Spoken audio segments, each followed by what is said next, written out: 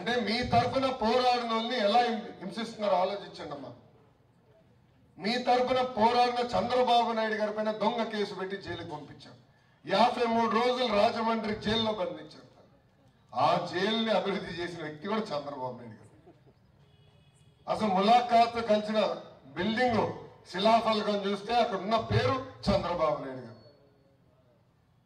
అంటే మీ తరఫున మేము పోరాడితే మా హింసిస్తున్నారు. అందుకే తల్లి గలం నింపాలి, అందరం పోరాడాలి తల్లి, మాట్లాడాలి. అమ్మా 25 సంవత్సరాలుగా మీరు 2 కుటుంబాలని ఆశీర్వదించి దీవించి ఎమ్మెల్యేలు చేశారు. 10 సంవత్సరాలు మురుగుడు హనుమంతరావు గారు ఎమ్మెల్యేగా చేశారు. 5 సంవత్సరాలు కాండ్రు, 10 సంవత్సరాలు ఆళ్ళ రామకృష్ణారెడ్డి గారు కూడా ఎమ్మెల్యేగా చేశారు. అంటే 2 కుటుంబాలకి మీరు 5 సార్లు గెలిపించారు తల్లి. 2019లో నేను ఓడిపోయా, 21 రోజుల ముందలు వచ్చాను తల్లి. మీరు ఎదుర్కొంటున్న సమస్యలు నేను తెలుసుకోలేకపోయా. నేనేంటో మీకు అర్థమవులే. ఈ లోపల ఎన్నికలు అయిపోయింది. 5350 ఓట్లతో ఓడిపోతాను. కానీ నేను పారిపోలేదు తల్లి, మంగళగిరిలోనే ఉండేది. ప్రజలకి ఎవరు చేయని విధంగా 29 సంక్షేమ అభివృద్ధి కార్యక్రమాలు నేను చేశాను తల్లి. ఏమ్మా ఈరోజు ఊర్లో పెళ్లి జరిగితే పెళ్లి కానుకిస్తున్నాం. ఎవరన్నా చనిపోతే మట్టి ఖర్చులకి 10,000 రూపాయలు ఆర్థిక సహాయం చేస్తున్నాం. ఎవరికైనా ఆరోగ్య ఇబ్బంది ఉందంటే ఇక్కడ ఎన్టీఆర్ సంజీవిని క్లినిక్ ఉంది, అక్కడికి వెళ్ళి వాళ్ళ చికిత్స పొంది ఏకంగా ఉచితంగా మందు బిల్లలు కూడా ఇస్తున్నాం తల్లి. నీటి సమస్య, ఎండాకాలం వస్తే నీటి సమస్య తీవ్రంగా ఉంటుంది. వాటర్ ట్యాంకర్లు పెట్టి నీళ్లు తోమంది. ఏకంగా చెట్టు కింద కూర్చున్న సిమెంట్ బళ్ళు కూడా చివరికి తెలుగుదేశం పార్టీ వేసింది. నిరుపేద కుటుంబాలకి తోపుడు బండ్లు ఇచ్చాం, ఇస్త్రీ బండ్లు ఇచ్చినాం తల్లి. చేనేత సోదరులు ఆదుకునే దానికి సొంత నిధులతో వీవర్సాలు ఏర్పాటు చేశాం.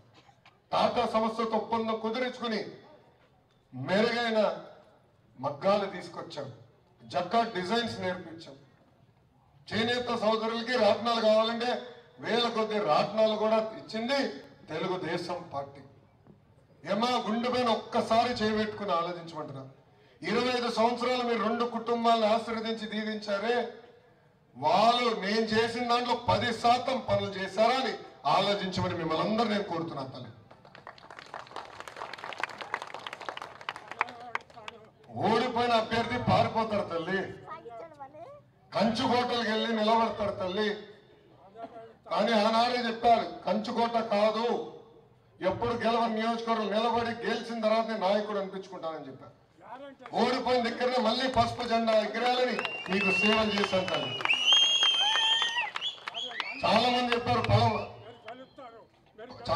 చెప్పారు తాతయ్య ఒక్క నిమిషం, పేనమలూరుకి వెళ్ళండి, కుప్పంకి వెళ్ళండి, విశాఖపట్నంలో నార్త్కి వెళ్ళండి, భీమిలికి వెళ్ళండి చెప్పారు. నేను వెళ్ళనని చెప్పాను. నేను వెళ్ళను. ప్రజల కోసం నేను సేవ చేశా, ప్రజల మనసు గెలుచుకునేందుకు వచ్చానని చెప్పాను. అమ్మా భారతదేశంలో 4000 అసెంబ్లీ స్థానాలు ఉన్నాయి. వాళ్ళందరూ అభివృద్ధి సంక్షేమం ఏ నియోజకవర్గంలో బాగా జరిగిందంటే అది మంగళగిరి వైపు చూసే విధంగా మన నియోజకవర్గం అభివృద్ధి సంక్షేమం చేసే బాధ్యత నాది. అమ్మా ఓడిపోయినప్పుడు మొదటి రోజు నేను కూడా బాధపడ్డా, కానీ 2వ రోజు నుంచి నాలో పట్టుదల పెరిగింది, కసి పెరిగింది, ఆకలి పెరిగింది తల్లి. అమ్మా కోవిడ్ లో ఏకంగా ఆక్సిజన్ సిలిండర్లు ఇచ్చాను తల్లి, మాస్కులు అందజేశాను తల్లి. ఇట్లా అడుగడుగున అనేక కార్యక్రమాలు చేశాను తల్లి. అందుకే అమ్మా పనిచేసిన ఆశీర్వదించండి, దీవించండి. వచ్చే ఎన్నికల్లో తెలుగుదేశం పార్టీ సైకిల్ గుర్తుకి ఓటాలని ఈ సభాముఖంగా మిమ్మల్ని అందరినీ నేను కోరుతున్నాను. అమ్మా ప్రతిపక్షంలోనే నేను ఇంత కష్టపడ్డానంటే, నాకు అధికారం లేకపోయినా ఇంత సేవలు చేశానంటే, రేపు మన ప్రభుత్వ అధికారంలోకి వచ్చిన తర్వాత ఎలాంటి సేవలు, ఎలాంటి కార్యక్రమాలు జరుగుతాయో ఒక్కసారి మీరందరూ ఆలోచించమని కోరుతున్నాను. నేను ఒక పవిత్రమైన బాధ్యత వచ్చాను తల్లి. నియోజకవర్గ రూపురేఖలు మార్చేదానికి వచ్చాను తల్లి. మన బిడ్డలకి మన నియోజకవర్గంలోనే ఉద్యోగాలు, ఉపాధి కల్పించేదానికి నేను వచ్చాను తల్లి. ప్రతిపక్ష అభ్యర్థిగా నేను ఇక్కడ ఒక ఐటీ కంపెనీ తీసుకొచ్చా. ఈ రోజు 150 మంది పిల్లలు అక్కడ పనిచేస్తున్నారు.